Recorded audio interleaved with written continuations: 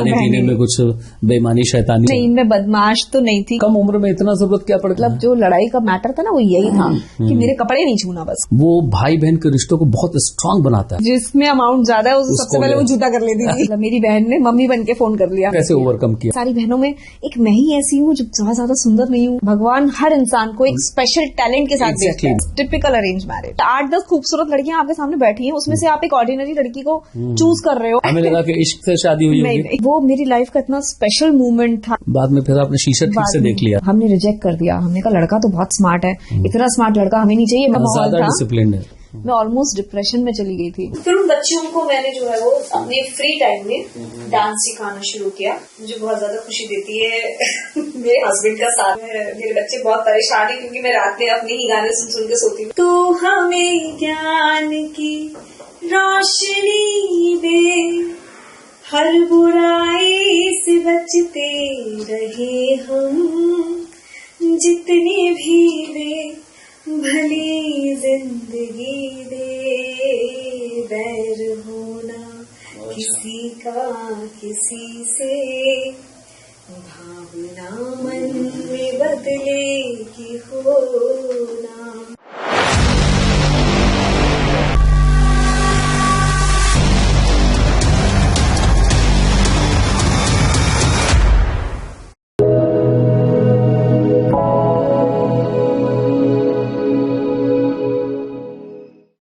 नमस्कार, मैं शाहिद इमाम आप सभी का खैर मकदम करता हूं अपने प्रोग्राम यादों के सफर में। आज हम आपकी मुलाकात एक ऐसी महिला से कराने जा रहे हैं जिनकी पैदाइश एक अच्छे फैमिली में हुई। इनके पिताजी नगर निगम में पीआरओ थे और माताजी हाउसवाइफ थी, लेकिन इसके बावजूद जो है वो इनका इंटरेस्ट पढ़ने में बहुत रहा और एक अच्छे स्कूल से इनकी पढ़ाई हुई। उसके बाद इन्होंने BA MS किया, लेकिन BMS करने के दौरान इंटर्नशिप में स्पेशली इनकी मुलाकात एक ऐसे इंसान से हुई कि बाद में वो उनसे इनकी शादी भी हो गई। और लेकिन सबसे अच्छी बात यह रही कि उस फैमिली में जाने के बाद भी इन्होंने अपनी पढ़ाई जारी रखी। सिर्फ पढ़ाई जारी नहीं रखी बल्कि जो इनका इंटरेस्ट था उस इंटरेस्ट को भी इन्होंने परवान चढ़ाया। बाद में इन्होंने म्यूजिक में प्रभाकर किया, डांस में प्रभाकर किया और सिर्फ ये डांस और म्यूजिक में प्रभाकर करने के बाद रुक नहीं गई बल्कि ये जो है वो हिंदुस्तान के अलग अलग स्टेट्स में अपने परफॉर्मेंस भी देती हैं और इवन के दूरदर्शन पे भी इनका परफॉर्मेंस आता है डांस का। और म्यूजिक में भी इनका शौक है, गाने का भी शौक है, इनको गाते हुए रहती हैं। तो आइए आपका ज्यादा वक्त न लेते हुए मैं आपकी मुलाकात करवाते हूँ अंजू सक्सेना जी से। नमस्कार जी।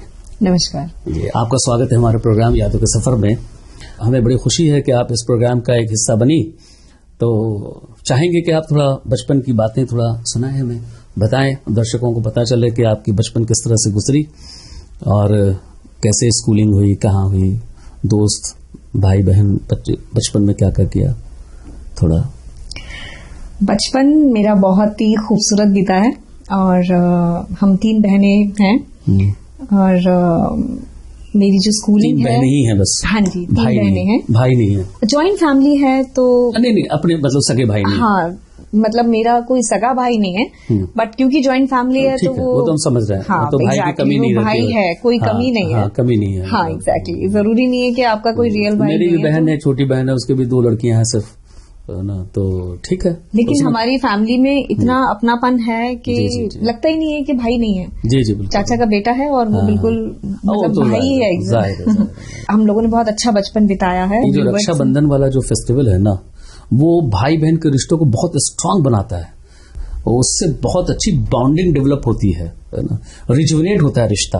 आपने देखा होगा, मतलब हमने ये महसूस किया कि जैसे रिश्ते बनते हैं थोड़े थोड़े दिनों में वो स्टेल होने लगते हैं। जैसे वैसे खत्म तो नहीं होता, लेकिन अगर वो ये जो फेस्टिवल आता है ना रक्षाबंधन, तो उससे रिजुविनेट हो जाता है, थोड़ा और स्ट्रांग हो जाता है, फिर से नया जैसा हो जाता है। हाँ। रिफ्रेश कह सकते हैं। जैसे हम पेंट करवाते हैं घर तो साफ सुथरा सा लगने लग जाता है, तो वैसे ये रिश्ते और साफ सुथरे से लगने लग जाते हैं, अच्छे से लगने लगते हैं। फेस्टिवल्स का मतलब ही यही है कि आप में एनर्जी वापस आ जाए, सब चीजें रिजुविनेट हो जाए, क्योंकि हर इंसान अपनी लाइफ में बिजी है और फेस्टिवल्स आपको क्लोज लेके आते हैं अपनी फैमिली के। तो हमें लगता है कि हम फैमिली के साथ फेस्टिवल सेलिब्रेट करें, तो एक वो बॉन्डिंग फिर से वो एक लाइफ में फिर से वो मिरेकल आ जाता है। कुछ स्कूल की बातें बताएं।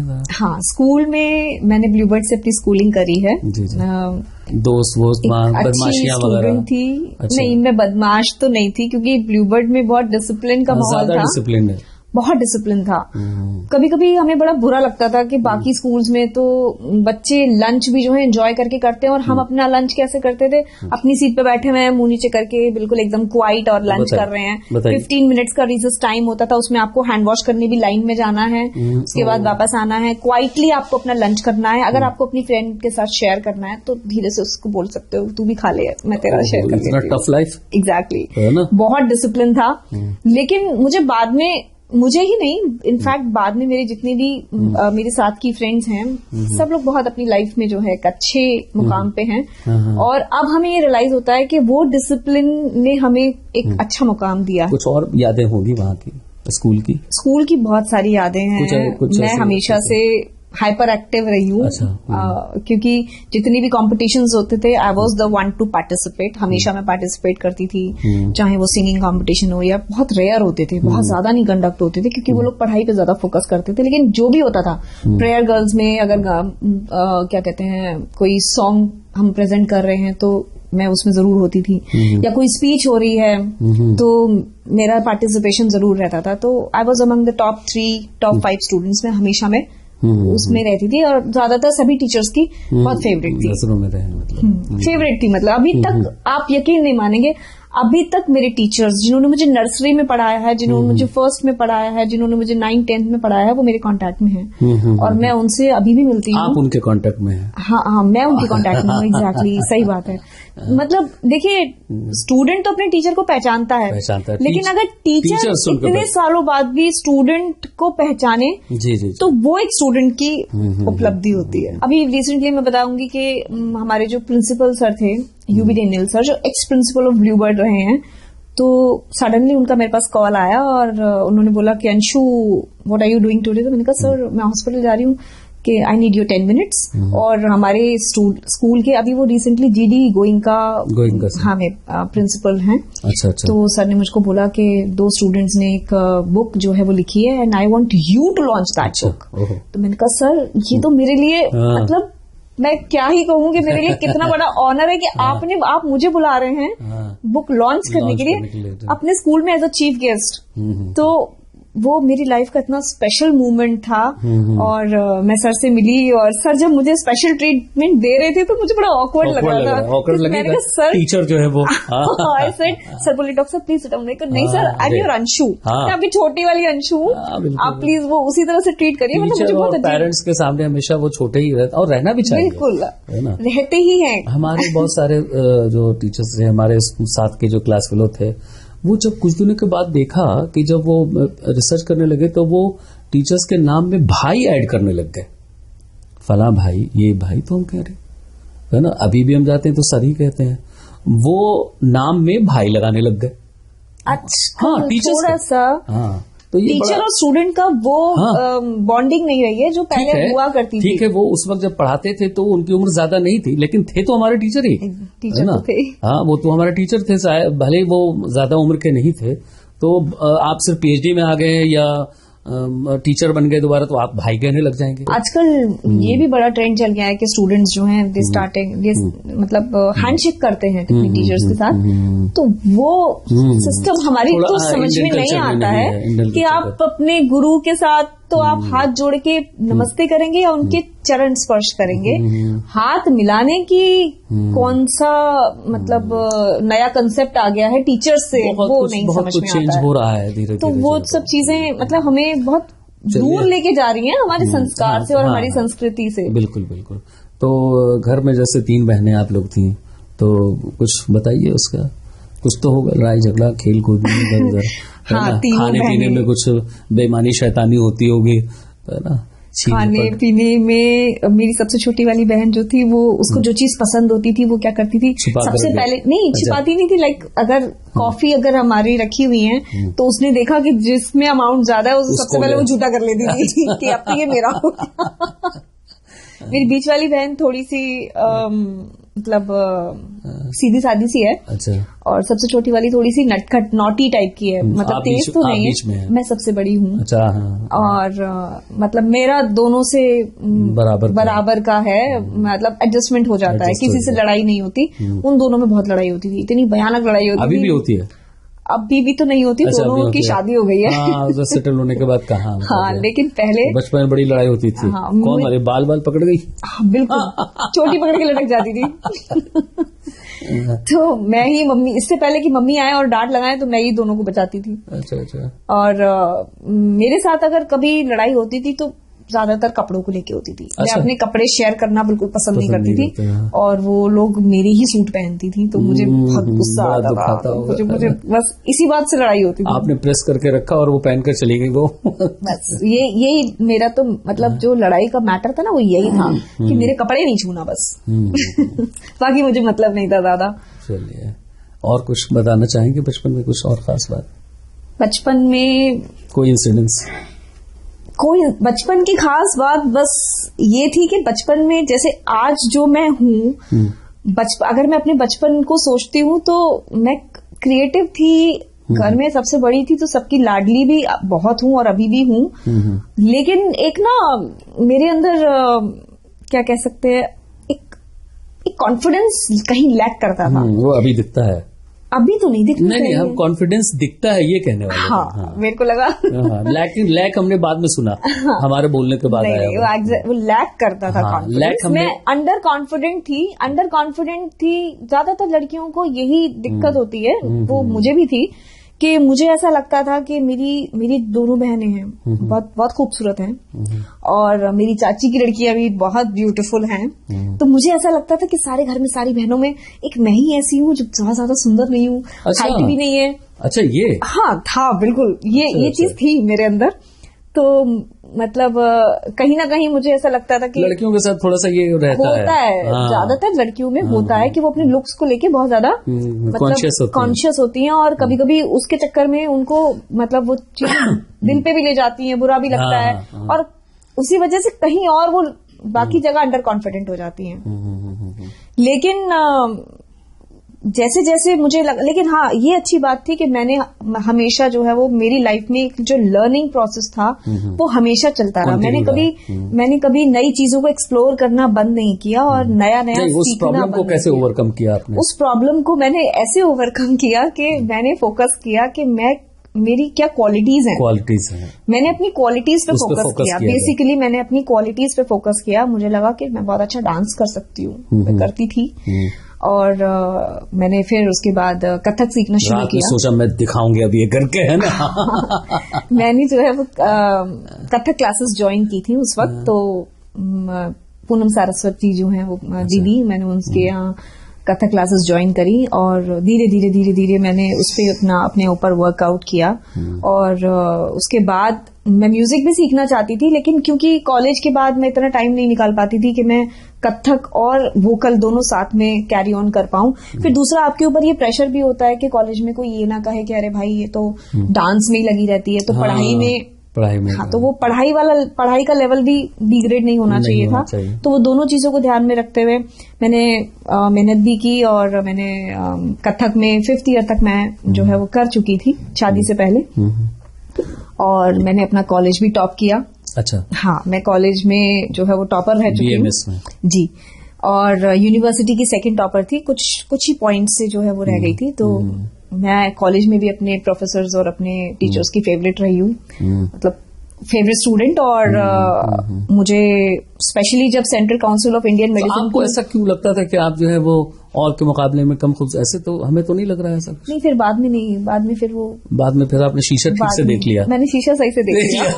पहले ना एक्चुअली मैंने शीशा सही नहीं देखा, थोड़ा उल्टा देखा आपने। हाँ, तो वो या तो फिर बहुत कुछ मुझे नजर नहीं आया। देखिए, शीशे कई तरह के आते हैं। जो सस्ते वाला शीशा लीजिएगा ना तो उसमें मुंह बड़ा सा दिखेगा, कान छोटा सा हो जाएगा कुछ, तो कहीं आपने वो देख लिया होगा, मैंने ना जो शीशा देखा था उसमें मैंने वो सही से नहीं देखा। आपने सही से नहीं देखा। बाद में जब मैंने सही से देखा तो मुझे समझ में आया आपके अंदर इंटीरियर दिखा, आपके अंदर के बारे में कि आपके अंदर क्या क्या है। फिर जब आपके अंदर जो कॉन्फिडेंस डेवलप होने लगता है ना, तो आपकी खूबसूरती अपने आप निखरने लगती है। आपको लगता है कि नहीं आप खूबसूरत हैं। एग्जैक्टली। आप जब कॉन्फिडेंट, जितना कॉन्फिडेंट होंगे ना, उतनी ही आपके चेहरे पे ग्लो सब आने लग जाएगा, वो सब कुछ। बिल्कुल। और अगर कॉन्फिडेंस नहीं है तो देखिए कैसे बुझने लग जाए, कितने खूबसूरत लोग बुझे दिखेंगे।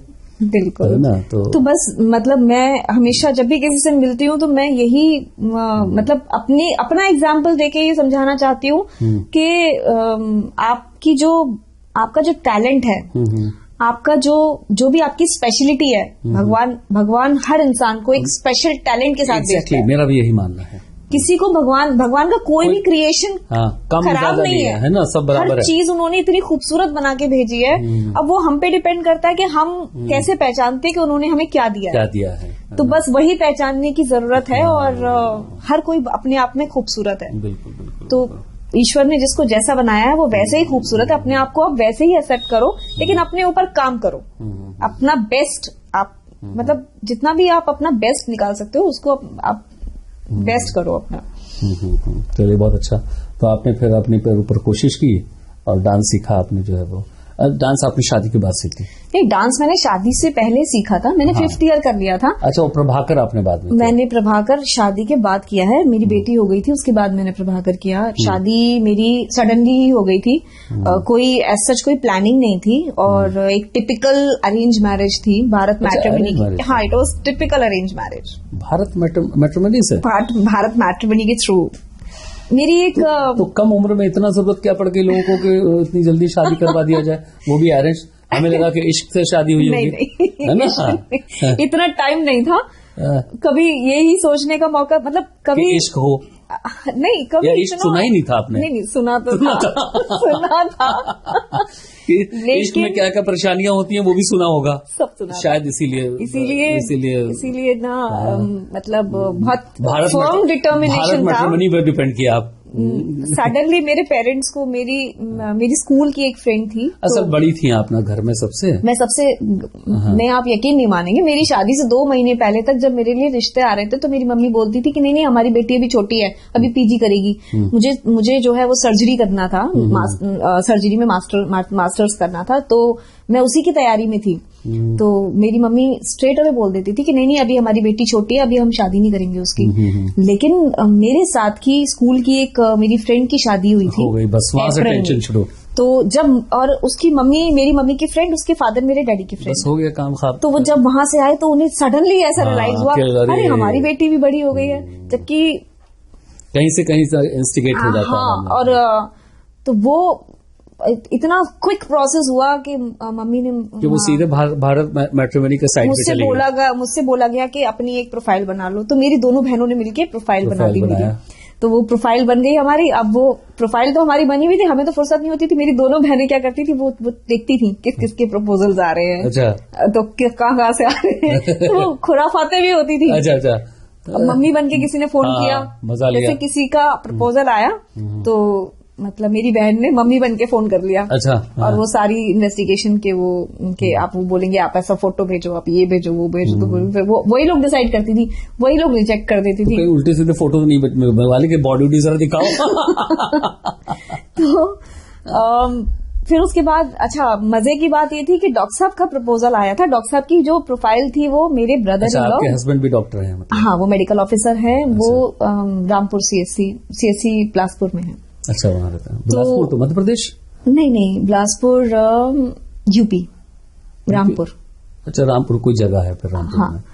में। तो उनका प्रपोजल भारत मैट्रिमोनी के थ्रू ही आया था।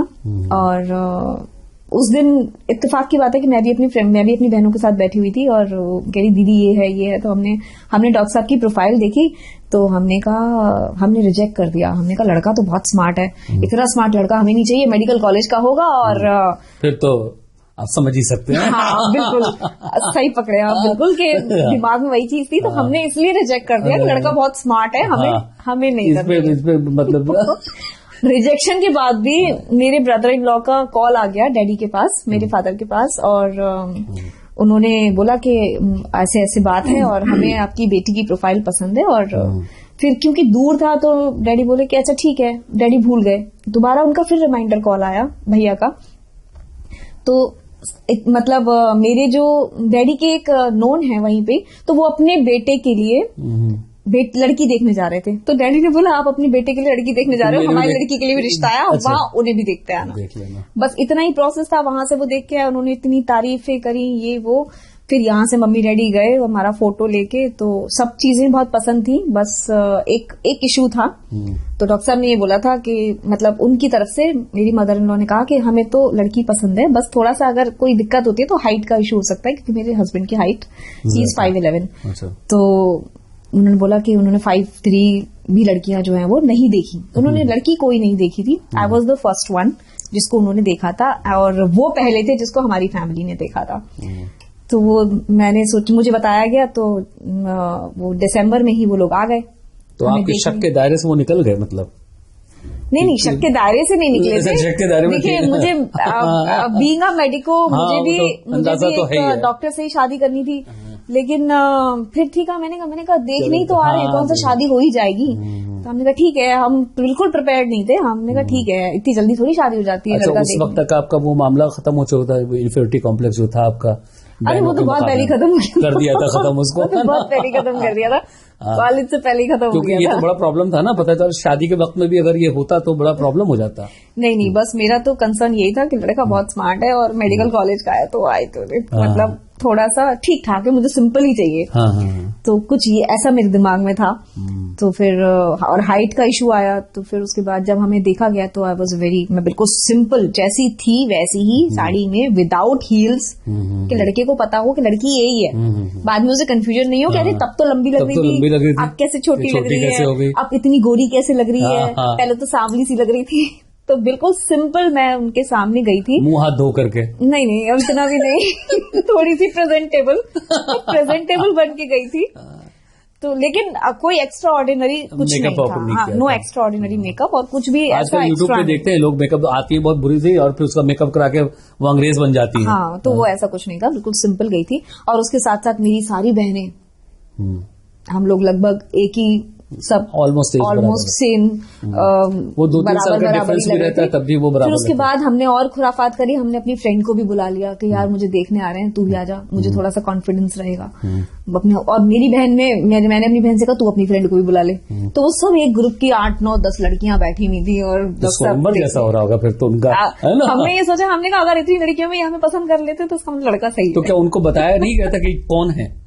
उनको पता था, उन्होंने फोटो देखा था। अच्छा। लेकिन देखिए, आप ये देखिए ना कि 8-10 खूबसूरत लड़कियां आपके सामने बैठी हैं, उसमें से आप एक ऑर्डिनरी लड़की को चूज कर रहे हो, तो फिर अपने आप में। अच्छा, ये तो उल्टा मतलब हो गया कि आपने जो है वो, आपने कहा ना कि मेरी बहनें और ये सब ज्यादा हमसे खूबसूरत थी, ठीक है ना, जैसे फिल्म में दिखाया जाता है कि जैसे जो हीरोइन होती है डांस कर रही है, तो बैकग्राउंड में जो लड़कियां साथ में रहेगी ना, वो अच्छी नहीं रखी जाती है, ठीक है। आपने उल्टा कर लिया। मैंने उल्टा कर लिया। मैंने अपनी सारी बहनों को, सब बहनों को मेरी, तो मेरी, और इवन फ्रेंड को भी बुला लिया था अपनी, मैंने अपनी फ्रेंड को भी बुला लिया था, मेरी बहन की फ्रेंड भी आ गई थी। तो इस तरह से मतलब हमें दिखाया गया, ठीक रहा फिर। लेकिन उस वक्त उन्होंने सेम डे रोका कर दिया, मतलब अच्छा उसी वक्त रोका कर दिया।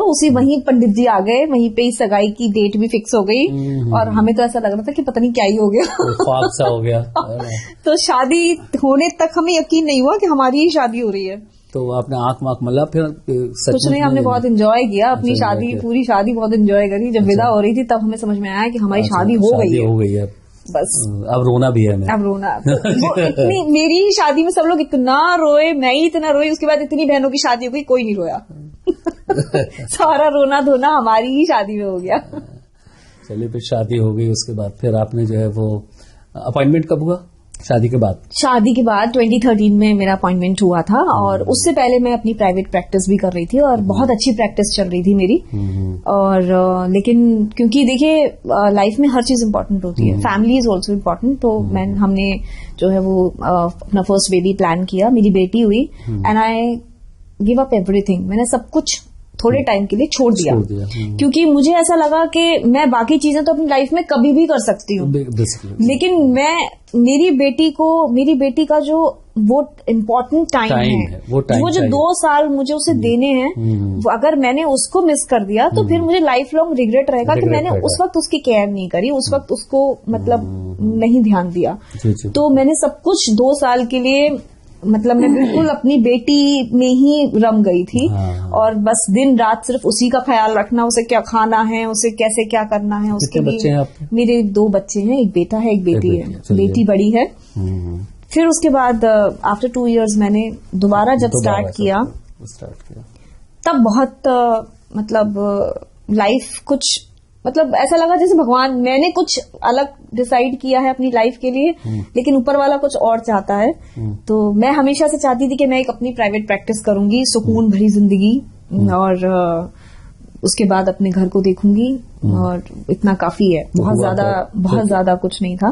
लेकिन जब मैंने दोबारा से स्टार्ट किया तो मुझे ये बात समझ ही नहीं आई कि मेरी प्रैक्टिस क्यों एकदम मतलब एक डाउनफॉल आया मेरी करियर में। और ऐसा डाउनफॉल था कि मैं ऑलमोस्ट डिप्रेशन में चली गई थी, क्योंकि सब कुछ करने के बाद भी पता नहीं क्यों मैं उस चीज को मतलब एक ट्रैक पे नहीं आ पा रही थी। प्राइवेट प्रैक्टिस शुरू की आपने? अच्छा। जबकि मेरी प्राइवेट प्रैक्टिस पहले बहुत अच्छी चल रही थी। जब मैंने शादी के बाद स्टार्टिंग की थी तो एवरीबॉडी वाज सरप्राइज्ड। मैं जहां पे मेरे फ्रेंड्स वगैरह मैं उनसे कम्युनिकेट करती थी सीनियर से, तो उन्होंने कहा अंशु यार तुम्हारी प्रैक्टिस तो बहुत अच्छी चल रही है, मतलब सब कुछ एवरीथिंग वाज लाइक बहुत अच्छा था। इवन डॉक्टर साहब से कभी कभी किसी दिन में उनका भी स्कोर जो है वो मात कर देती थी। लेकिन आई वॉज वेरी फॉर्चुनेट कि मेरे पास एक बहुत ही अच्छे हस्बैंड हैं, और उन्होंने मतलब वो उस चीज को समझते थे। उन्हें पता था कि अगर ये कुछ नहीं करेगी तो ये तो खत्म ही है मतलब। इसीलिए मेरा यहाँ जब मेरी यहाँ जॉब लगी, एक बार मैंने बिजनौर में भी जो है वो फिर उसके बाद आप बिजनौर में छोड़ दिया था मैंने, बिकॉज ऑफ कि मैं अकेले कैसे मतलब मैनेज करती, छोटी बच्ची थी, और फैमिली से हम चाह रहे थे कि फैमिली से दूर ना ही रहना पड़े। लेकिन जब अलीगढ़ में लगा तो क्योंकि यहाँ मेरी फैमिली है, तो मेरे हस्बैंड ने और मेरे इन-लॉज है वो भी वो लोग बहुत अच्छे हैं। लेडीज के साथ ये प्रॉब्लम होता है कि शादी के बाद जो बच्चे हो जाते हैं वो सर्विस कहीं और करती है, हस्बैंड कहीं और होते हैं, थोड़ा टफ हो जाता है, स्पेशली बच्चे के बाद। तो इस वजह से मैंने बिजनौर में छोड़ दिया था। और अलीगढ़ की जब बात आई तो पहले तो एक बार तो मैंने मिस कर दिया, लेकिन नेक्स्ट टाइम फिर मुझे लगा, इन्होंने बोला कि नहीं तो ज्वाइन कर लो, और फिर मैंने ज्वाइन कर लिया। उसके बाद लाइफ सडनली मेरी ऐसा लगा जैसे यू टर्न सा मारा है लाइफ में, जो मैंने कभी सोचा नहीं था कि मैं करूंगी। वो चीजें पता नहीं कैसे भगवान मुझसे, शायद उन्हीं की इच्छा थी कि वहां से मैं वो चीज, क्योंकि आप देखिए आप अपनी इच्छा से कुछ नहीं कर सकते, जो ऊपर वाला चाहता है ही इज द वन की जो आपको डायरेक्शन देता है कि आपको ये करना है। तो उसके बाद मैंने हाँ बिल्कुल, तो यहाँ फिर जॉब के बाद मैंने धीरे धीरे आसपास की जो बच्चियां थी, मैं जैसे अपनी बेटी को, मेरी बेटी 5 इयर्स की हो गई थी, तो मैं उसको कुछ स्टेज पे कुछ परफॉर्मेंसेस कराती थी, खुद ही सिखाती थी। तो आसपास की बच्चियां वो आई, बोली दीदी आप हमें सिखाएंगी। तो वो 2, 4, 6, 10, 15 इस तरह से करते करते मेरे पास एक बहुत अच्छा ग्रुप बन गया। फिर उन बच्चों को मैंने जो है वो अपने फ्री टाइम में डांस सिखाना शुरू किया। अब मेरा मोटिव ये था कि मैं उन बच्चों को इंडियन क्लासिकल और इंडियन फोक, क्योंकि आजकल बच्चे ट्रेंड में, हाँ I am a trend classical मतलब कथक में ट्रेंड हूँ। मैंने प्रयाग संगीत समिति से शादी के बाद जो है मैंने 6th ईयर किया था प्रभाकर। उसके बाद मैंने फिर वोकल में भी जो है वो प्रभाकर किया, हिंदुस्तानी वोकल में। तो वो एक बहुत बड़ा मेरे साथ टीम जुड़ गई, और फिर मुझे लगा कि शायद भगवान जी यही चाह रहे हैं कि तुम ये करो। तो उन बच्चों को मैंने मतलब कुछ नुक्कड़ नाटक भी हम लोग अभी भी कराते हैं और करे भी हैं। जैसे स्वास्थ्य विभाग की जो भी कोई नई स्कीम है या कोई नया कैंपेन चल रहा है, तो उसमें सोसाइटी में अवेयरनेस कराने के लिए एक नुक्कड़ नाटक के थ्रू लोगों तक जाते हैं। हमेशा से रहा राइट फ्रॉम उससे लोगों को बहुत समझ आता है। हमने कई सारी जो है वो फैमिलीज जो वैक्सीनेशन को रेजिस्ट करती थी, सालों वैक्सीनेशन नहीं कराया, और उस नुक्कड़ नाटक के थ्रू उन्हें समझ में आया, तो वो हमने कन्वर्ट करी। एक एरिया अवतार नगर में पला साहिबाबाद में है, जहाँ की मैं मेडिकल ऑफिसर इंचार्ज हूँ, अर्बन प्राइमरी हेल्थ सेंटर पला साहिबाबाद। तो वहाँ पे एक एरिया है अवतार नगर, वो बहुत ही रेजिस्टेंट एरिया था। पोलियो के टाइम में भी लोग अपने बच्चों को ड्रॉप, जब मैं वहाँ पहुंची थी तो वहाँ पोलियो ड्रॉप पे भी लोग जो है रेजिस्टेंस क्रिएट करते थे, लेकिन आज वो सबसे अच्छा एरिया है जहाँ। तो किस तरह की सोसाइटी है, किस तरह के लोग हैं वहाँ पर, वर्कर? हाँ, आप ये कह सकते हैं कि वर्कर्स हैं, और जैसे जो ब्रिटिंग्स में काम करते हैं, भट्टे वट्टे में काम करते हैं, उस टाइप के लोग हैं। कुछ इलिटरेसी भी है थोड़ी सी। हाँ, उसी इलिटरेसी की वजह से ये रेजिस्टेंस ज्यादा आता है। एग्जैक्टली। लेकिन लोग समझदार होते हैं, ऐसी बात नहीं है। हाँ, नहीं, मिसकंसीव भी होते हैं ना। कोई आकर उसके मोहल्ले में कुछ गलत बातें फैलाते तो उसको जल्दी वो बिलीव कर देते हैं। हाँ बिल्कुल, बस थोड़ा सा यही रहता है कि जो कह दिया वो उसको बहुत जल्दी विश्वास कर लेते हैं, तो थोड़ा सा टफ हो जाता है। लेकिन इम्पॉसिबल कोई चीज नहीं होती है। अगर आप 10 लोगों में से 7 लोगों तक भी आपकी रीच हो गई किसी भी इनिशिएटिव से या किसी भी अवेयरनेस कैंपेन से, आपने 7 को भी समझा दिया, 4 को भी समझा दिया, तो आपका जो है मतलब पर्पस सॉर्ट आउट हो गया, यानी कि आपकी मेहनत बेकार नहीं गई। तो पहले मुझे भी ऐसे लगता था कि मैंने इतनी मेहनत करी और भगवान मेरे साथ ऐसा क्यों कर रहे हैं, लेकिन अब मुझे समझ में आया कि मेहनत कभी भी बेकार नहीं जाती है, अब किसी न किसी तरह से आपको उसका रिवॉर्ड बहुत सारे जरूर मिलता है। मेहनत करते हैं, पढ़ते हैं बहुत ज्यादा और कहीं प्रॉपर सक्सेसफुल नहीं हो पाते हैं, तो भी वो बेकार नहीं जाता, कहीं न कहीं किसी तरह से वो यूटिलाइज जरूर होता है और बेटर वे में होता है, क्योंकि हमेशा गॉड के पास आपके लिए बेटर प्लान है। जो आपने प्लान किया हो सकता है उससे ज्यादा बेटर होगा, उससे बेस्ट। और मैंने ये चीज रियलाइज करी है अपनी लाइफ में कि जो मैंने अपनी लाइफ की प्लानिंग करी थी और जो ऊपर वाले ने मेरी लाइफ की प्लानिंग करी है, उसमें जमीन आसमान का अंतर है। तो उनके प्लान तो डेफिनेटली बहुत बेटर है। अच्छा, आपने जो प्लान किया था वो क्या था? सिंपल। मैं प्रैक्टिस करूंगी नीचे, अच्छे हस्बैंड भी नहीं चाहिए था हमें, हस्बैंड के बारे में सोचा ही नहीं था, चाहिए तो था लेकिन कभी मतलब इतना हैंडसम नहीं चाहिए था आपको, सोचा नहीं था एग्जैक्टली। मैंने मतलब इतना मुझे कभी मैं वाकई सोचती हूँ कि मैंने कभी सोचा ही नहीं कि मेरा पति कैसा होना चाहिए। इतना टाइम ही नहीं मिला क्योंकि मैं बहुत ऑक्यूपाइड रहती थी। मुझे सिर्फ मतलब था अपनी पढ़ाई से, अपने डांस से, ना कहीं रिश्तेदारी में जाना, ना किसी से गॉसिप करना, ना फोन पे चैट करना, ना फोन पे गेम खेलना, ना ज्यादा टीवी देखना। तो ये सब चीजें मेरी आदतों में थी ही नहीं, और मेरा कोई फ्रेंड सर्कल भी बहुत बड़ा नहीं था। आप अचानक इतने सारे कॉन्फिडेंस आ कैसे गए? अभी आपकी जो जुबान से बातों से लगता है फुल ऑफ कॉन्फिडेंस है आप, है ना, बिल्कुल जरा भी लैकिंग नहीं है ना। मैंने आपसे कहा ना, देखिए जब आप अपने आप को ग्रूम कर लेते हैं, जब आप अपने छुपे हुए टैलेंट को पहचान लेते हैं, तो कॉन्फिडेंस अपने आप आता है। और मेरे हिसाब से जो आपका टैलेंट ग्रेजुअल आता है ना, it is slow and gradual, एकदम नहीं आता, अचानक नहीं आता कि आज सोकर उठे सुबह जो ऐसा नहीं होगा ना, वो ग्रेजुअली होता है। अच्छा, इतना ग्रेजुअल स्लो होता है कि लोगों को महसूस भी नहीं हो पाता और आपको भी नहीं महसूस होता है बिल्कुल कि आपके अंदर कितना बड़ा ट्रांसफॉर्मेशन, वाकई नहीं पता चलता। लेकिन वो उसमें ना कंसिस्टेंसी रहने के लिए लाइफ डिसिप्लिन होनी चाहिए। आप जो कर रहे हो वो आपको हमेशा करना चाहिए। अभी आप क्या सोशल वर्क कर रही हैं? अभी आप तो हाँ, मैं जो है इस तरह से मतलब social work in the sense कि अगर आप कुछ कर सकते हैं सोसाइटी के लिए, जैसे कुछ रिसेंटली कुछ ऐसी चीजें कुछ जो आपने किया हो सोसाइटी के लिए, मतलब बच्चों के लिए? देखिए, हर साल अलीगढ़ महोत्सव होता है तो उसमें मेरे बच्चे परफॉर्म करते हैं। वो स्टेज सिर्फ उन्हीं बच्चों के लिए होती है, क्योंकि मैं ये चाहती हूँ कि उनका। किस तरह के बच्चे आते हैं आपके पास? मेरे पास फैमिली बैकग्राउंड कैसा? फैमिली अंडर प्रिविलेज्ड है, सब स्लम के बच्चे हैं, कुछ सफाई कर्मचारी उनके बच्चे हैं, कुछ ऑर्फन हैं। तो और हाँ, इस बार मतलब मुझे बहुत खुशी होगी बताने में कि मेरे साथ डेफ बच्चे अभी जुड़ी हैं। अच्छा। और उन्होंने मैंने इस बार उनको भी डांस सिखाया, और मतलब मैंने उनसे प्रॉमिस किया था कि मैं बहुत जल्दी उनकी साइन लैंग्वेज भी सीखूंगी। अच्छा।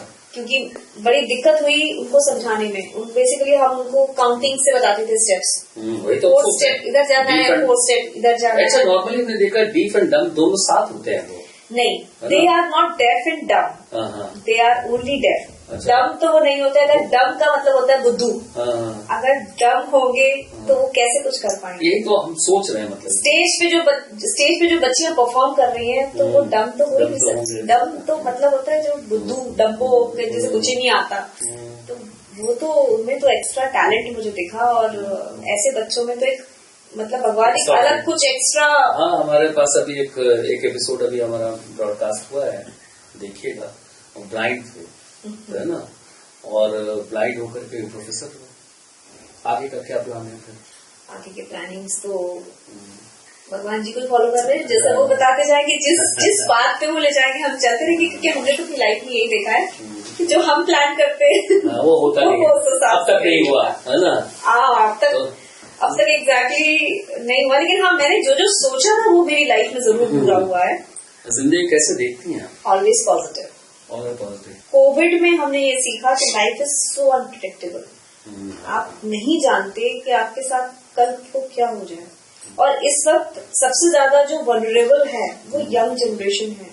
30+ जहां आप पहुंचते हैं तो आप सबसे ज्यादा वनरेबल हो जाते हैं नॉन कम्युनिकेबल डिजीजेस के लिए, क्योंकि हमारे यहाँ 30+ लोगों की स्क्रीनिंग भी शुरू हो गई है, कैंसर के लिए, हाइपरटेंशन के लिए, डायबिटीज के लिए। तो हाइपरटेंशन तो ये आप एक बहुत वनरेबल एज ग्रुप में एंटर कर जाते हैं। उसके बाद तो हम लोग इतना ज्यादा मतलब लगे रहते हैं, ये भी ले लो, वो भी ले लो, ये नहीं सोचते हैं कि क्या हम सोसाइटी को दें, क्योंकि आप कुछ लेके नहीं जा सकते। ले जाने की तो कोई व्यवस्था भगवान जी ने रखी ही नहीं है कि आप ऊपर कुछ साथ लेके जाएं। आप जो भी लेके जाएंगे वो अपने अच्छे कर्म और अपना सेल्फ सेटिस्फेक्शन लेके जाएंगे।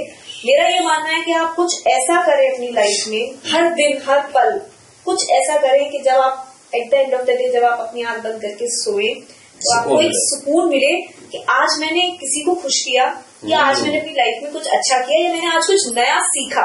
तो फिर क्या चीज आपको खुशी देती है सबसे ज्यादा?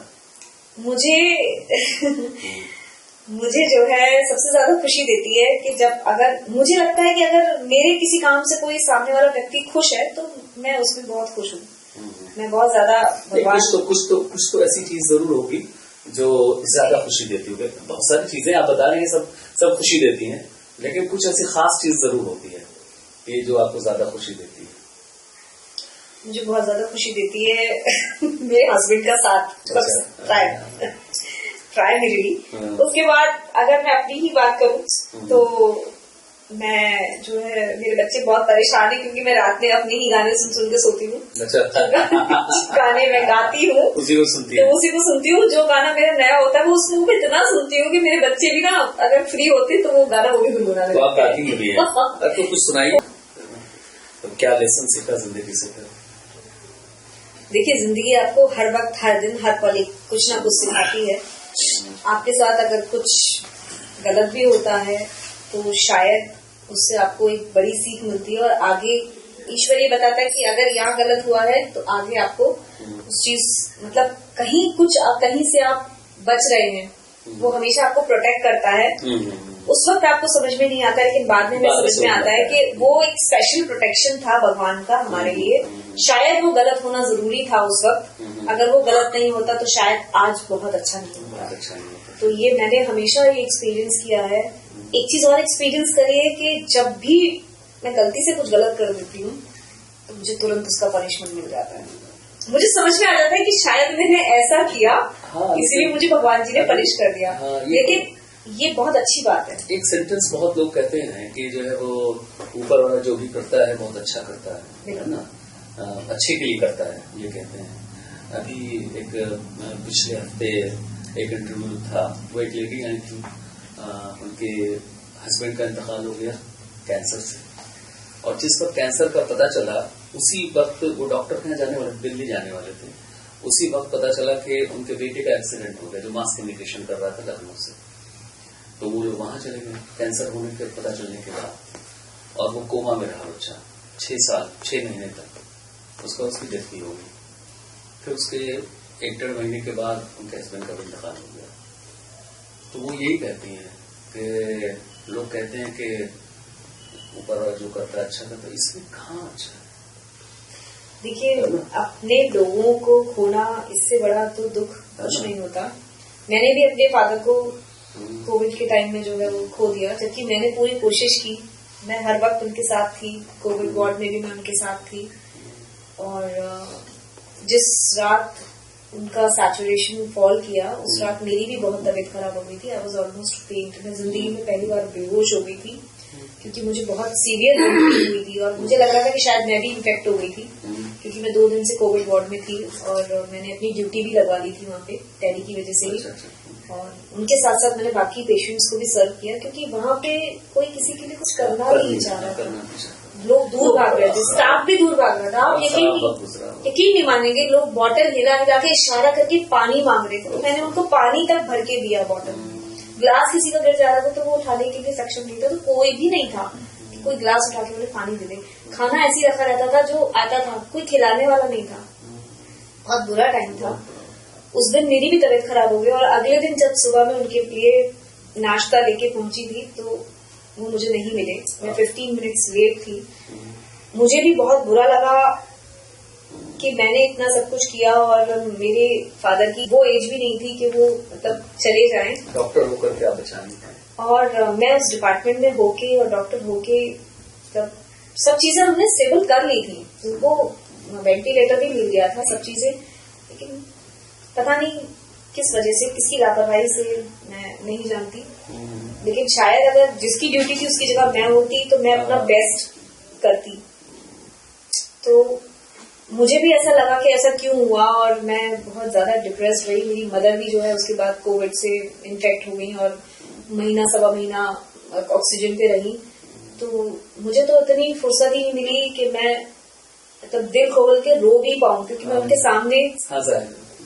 सामने मुझे बिल्कुल नॉर्मल रहना पड़ता था, ताकि क्योंकि वो भी अपनी जिंदगी की उम्मीद छोड़ चुकी थी। उनको समझाया गया कि आपको अपने बच्चों के लिए जीना है, तो है ना, अभी वो है। और बहुत मुश्किल से मतलब हमने उनको मेंटली प्रिपेयर किया, क्योंकि जब इंसान अपने दिल में ही जीने की इच्छा छोड़ते तो फिर कैसे रिकवरी होगी। तो बहुत मुश्किल से, वो एक बहुत टफ फेज था। फिर उसके बाद जब मैंने अपनी मम्मी को रिकवर होते हुए देखा, तब मैंने ये रियलाइज किया कि मेरे फादर डायबिटिक थे, हाइपरटेंसिव थे, उनकी एंजियोप्लास्टी हो चुकी थी। तो अगर किसी वजह से वो सरवाइव कर जाते तो शायद भगवान नहीं चाहते थे कि उनको कोई तकलीफ, और मुश्किल रहता था, क्योंकि अच्छे लोगों को भगवान कभी तकलीफ देना नहीं चाहता। मैंने अपने आप को ये समझाया, और ये बात बिल्कुल फैक्ट है।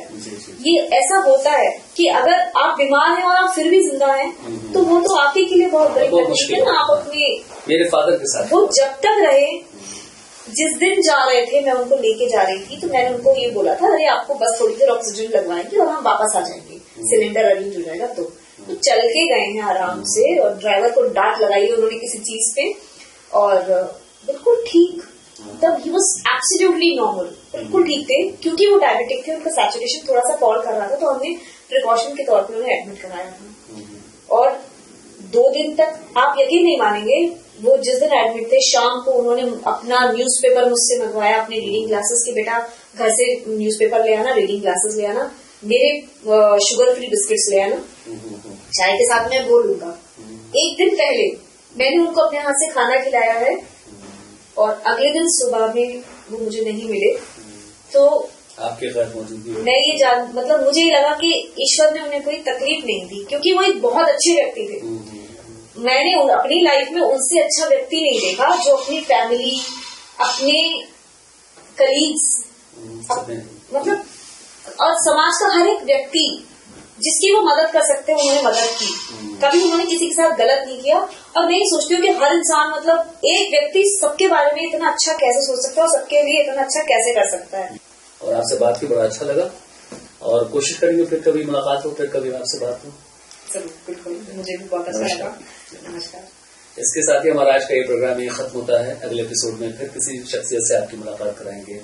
तब तक के लिए नमस्कार।